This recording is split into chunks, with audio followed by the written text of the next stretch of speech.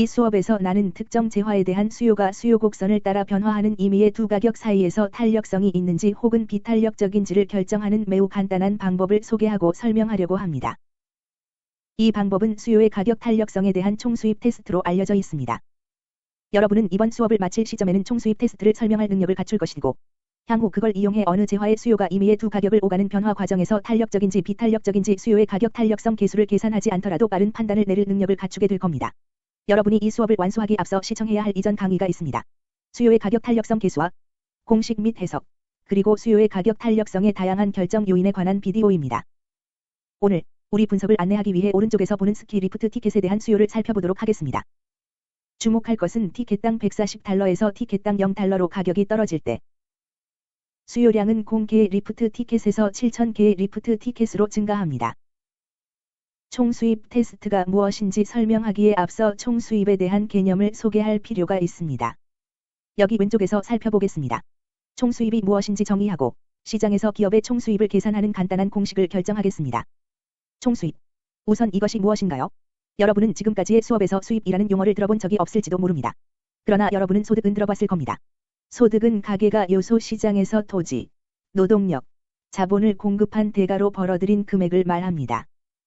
자, 만약 우리가 기업의 소득이 무엇인지 생각한다면 그게 바로 총수입입니다. 따라서 총수입은 그들의 제품 판매로 인한 사업 소득입니다.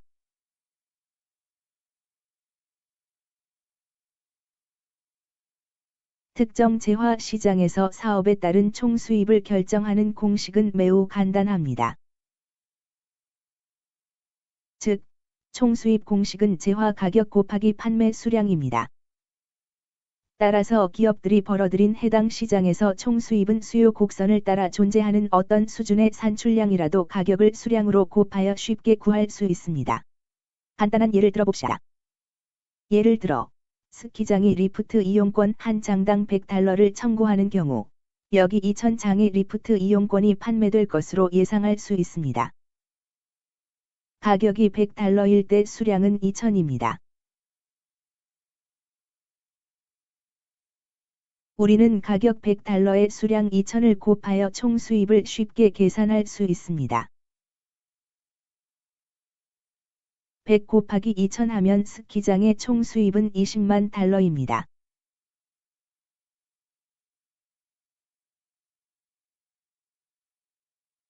이 계산 방식을 적용하여 업계의 선형 수요 곡선을 따라 존재하는 다양한 가격 수량 조합에 따른 스키 리조트의 총수입을 계산합니다.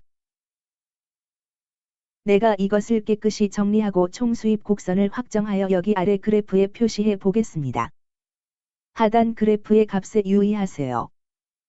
세로축 값은 가로축의 개별 수량에 조응하는 스키장의 총수입을 지정할 겁니다. Q축은 상단의 수요 곡선과 동일합니다. 리프트 티켓은 0에서 7,000장까지입니다. 이제 나의 임무는 상단 수요 곡선의 각 가격대마다 스키장에서 벌어들이는 수입을 결정하는 것입니다. 이 총수입 곡선에는 아주 쉽고 빠르게 추가할 수 있는 두 지점이 있습니다. 가격이 $140일 때 리프트 티켓에 대한 수요가 없으므로 가격의 수량을 곱하면 총수입은 0이 됩니다. 리프트 티켓당 가격이 $140일 때 수입이 발생하지 않습니다. 마찬가지로 가격이 $0일 때는 리프트 티켓 수요량이 7,000장이 됩니다. 여기 우리의 수요 곡선의 한 지점을 표시할 수 있습니다. 이 지점일 때 수입은 전무합니다. 왜냐하면 0 곱하기 7,000 하면 총수입은 0이니까요. 우리는 가격이 $140에서 $0로 감소함에 따라 이 사업의 총수입이 어떻게 변하는지 이해하려고 합니다. 이를 위해서는 간단한 계산을 수행합니다. 가격을 $140에서 시작하여 $120로 낮추고 스키장의 수입에 미치는 영향을 관찰해 보겠습니다. 가격이 $120일 때 리프트 티켓 수요량은 1,000장입니다. 따라서 스키장은 $120,000의 수입이 생길 겁니다. 우리의 총수입 곡선 여기에 하나의 지점을 표시하겠습니다. 따라서 우리는 수요 곡선의 이 지점이 총수입 곡선의 이 지점과 조응한다고 말할 수 있습니다. 가격을 $100로 낮추면 리프트 티켓 1,000장을 추가로 판매함으로 $200,000의 수입을 올릴 수 있습니다. 총수입 곡선의 이 지점이 $200,000 수입을 나타내며 이 $200,000는 가격이 $100일 때 리프트 티켓 2,000개를 곱한 결과입니다. 내가 여기 총수입 곡선을 따라 존재하는 나머지 점들을 빠르게 지정해 보겠습니다. 비디오 빨리 감기를 하는 동안 나는 총수입 곡선의 나머지 지점들을 빠르게 지정하겠습니다.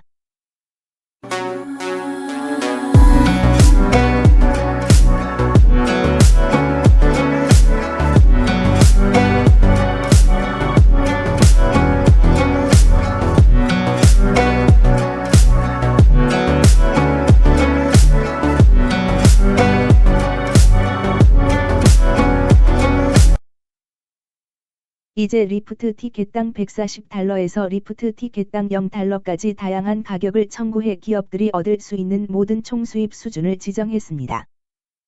만약 내가 이 지점들을 연결한다면 소위 총수입 곡선이라는 것이 만들어집니다. 바로 해봅시다. 파란 선은 총수입 곡선입니다.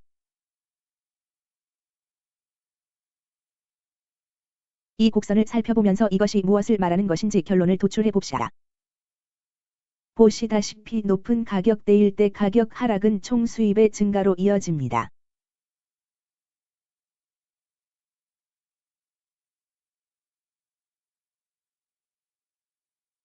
그것이 가격과 총수입의 관계에서 우리가 도출할 수 있는 하나의 결론입니다.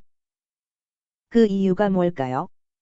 가격이 140달러에서 약 70달러까지 떨어져 80달러에서 60달러 사이가 되면 우리는 총수입이 극대화될 것으로 예상합니다. 실제로 가격이 70달러일 때 총수입을 계산할 수 있습니다. 우리는 정확한 수요가 3,500장의 리프트 티켓이 된다는 걸 알기에 총수입은 70달러 곱하기 3.5가 됩니다. 자, 계산해 봅시다. 70 곱하기 3.5로 계산하면 총 24만 5천 달러의 수입을 얻을 수 있습니다.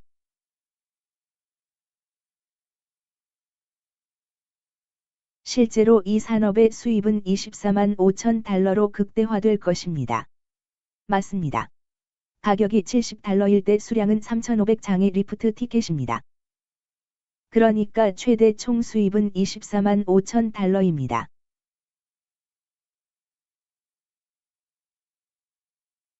하지만 가격이 70달러 미만이면 스키장의 총수입은 감소하기 시작합니다. 자, 여기 왼쪽에 그 점을 적어두죠. 가격 하락할 때 총수입은 결국 극대화되지만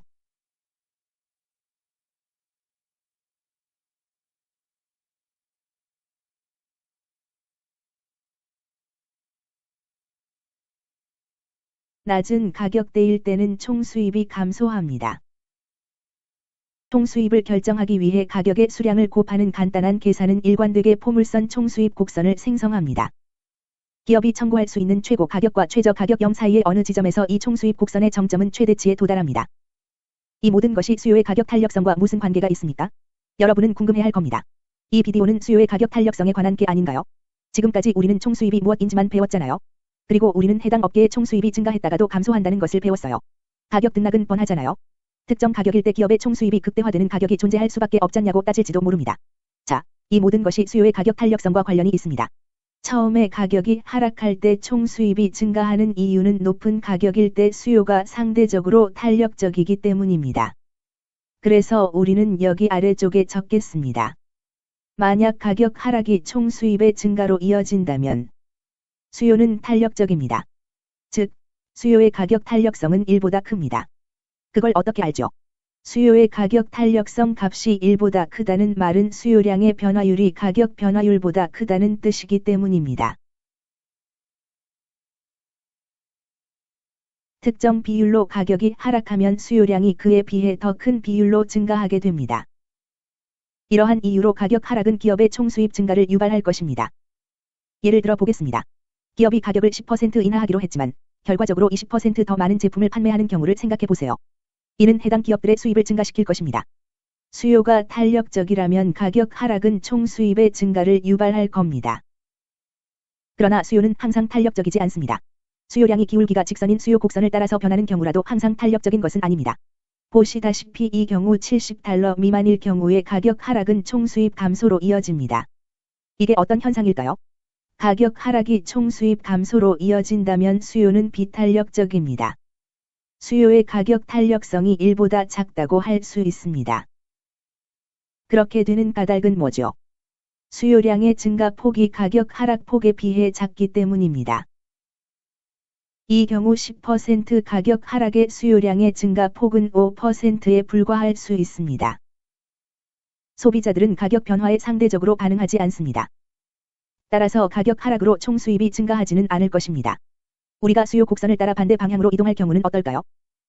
스키장들이 가격을 $20에서 $40로 올리기를 원한다면 어떨까요? $20에서 $40로의 가격 상승은 수요 곡선을 따라 수요량이 6천에서 수요량 5천으로 움직이지만 총수입 곡선을 따라 총수입은 $12만 $20만 달러로 증가하게 됩니다. 가격 상승으로 총수입이 증가했습니다. 이게 어찌된 일이죠? 수요는 탄력적입니까? 비탄력적입니까? 만약 가격 상승이 총수입을 증가시킨다면 수요의 가격 탄력성은 1보다 작습니다. 수요는 비탄력적입니다. 어떤 근거로 이렇게 되나요? 스키장이 가격을 10% 인상하고 고객 중 5%만 놓치게 된다면 당연히 수입이 증가할 것입니다. 그래서 비탄력적인 수요는 기업이 가격을 인상할 경제적 요인을 제공합니다. 하지만 수요가 탄력적인데 가격이 인상된다면 어떻게 될까요? 예를 들어 우리가 여기서 보는 것처럼 $100의 가격에서 $120의 가격이 되면 수요 곡선을 따라 이쪽으로 움직이고 총 수입은 감소할 것입니다. 왜냐하면 수요가 탄력적이기 때문입니다. 그래서 우리는 여기에 하나의 분석 포인트를 추가할 수 있습니다. 만약 가격 상승이 총 수입 감소로 이어진다면 수요의 가격 탄력성은 1보다 큽니다.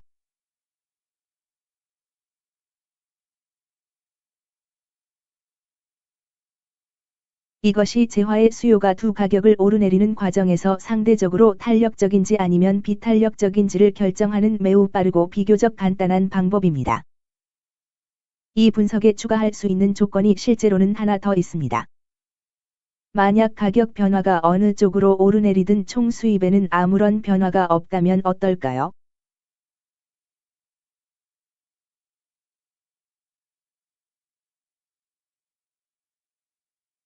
그것이 그 재화 수요에 대해 무엇을 말해주는 건가요? 수요가 단위 탄력적이라는 말입니다. 다시 말해, 수요량의 변화율이 가격 변화율과 같다는 겁니다. 이 수요 곡선의 어디쯤이 단위 탄력적인가요? 3천에서 4천 사이에는 총 수입의 변화가 없는 걸 알 수 있습니다. 그러니까 여기 3천에서 4천 장 사이의 리프트 티켓을 말하는 겁니다. 즉, 가격이 $70일 때 수요의 가격 탄력성은 1과 같습니다. 이 그래프를 깨끗이 정리한 뒤 수요의 가격 탄력성과 총수입 사이의 관계에 대해 결론을 내겠습니다. 그럼 간단한 결론으로 이 수업을 마치도록 하겠습니다. 여기에 약간의 주석을 달겠습니다. 보시다시피 우리는 선형 수요 곡선을 따라 실제로 탄력성 구간이 존재합니다. 수요 곡선을 따라 가격이 높을 때, 즉 가격이 $140에서 $70 사이일 때, 가격이 하락하면 총수입 증가로 이어집니다. 따라서 우리는 수요가 상대적으로 탄력적이라는 것을 압니다. 가격이 높을 때 수요는 상대적으로 탄력적입니다. 그러나 이 수요 곡선을 따라 존재하는 하나의 가격, 즉 가격 변화가 총수입의 변화를 유발하지 않는 가격 수량 조합이 하나 존재합니다. 이는 수요량의 변화율이 두 가격 사이의 가격 변화율과 같을 경우에만 가능합니다. 그것의 정의가 바로 단위 탄력적 수요입니다. 따라서 이곳 주변의 수요의 가격 탄력성이 1과 같습니다. 그 가격 밑으로 떨어지면 실제로 스키장의 수입 감소로 이어지는데, 이는 수요량 변화율이 가격 변화율보다 작을 때에만 가능합니다. 즉, 수요가 비탄력적이란 뜻입니다. 수요의 가격 탄력성 값이 1보다 작습니다. 이번 수업은 여러분에게 중요한 강의입니다. 여러분은 수요 곡선의 경사도를 보고 수요의 탄력성을 판단할 수 없습니다. 만약 여러분이 더 높은 수준의 경제학 학도라면 이것은 수요 함수의 비변수가 가격의 변화율 대비 수요량의 변화율이 아니기 때문이라고 이해하실 것입니다. 비변수는 가격의 변동에 따른 수량의 변화에 불과합니다. 비변수는 직선형 수요 곡선을 따라 존재하는 상수입니다. 그러나 우리가 수요의 가격 탄력성을 논할 때 수요량의 변화율을 가격 변화율로 나눈 것임을 알고 있습니다. 수요의 가격 탄력성은 상수가 아니라 변수입니다. 따라서 이 변수 값은 가격이 높을 때 더 높아지고 가격이 낮을 때는 더 낮아질 것입니다. 말하자면 수요의 가격 탄력성은 변화입니다. 직선형 수요 곡선을 따라 오르내리는데도 말입니다. 가격이 높을 때 수요는 상대적으로 탄력적이지만 가격이 낮을 때는 상대적으로 비탄력적입니다.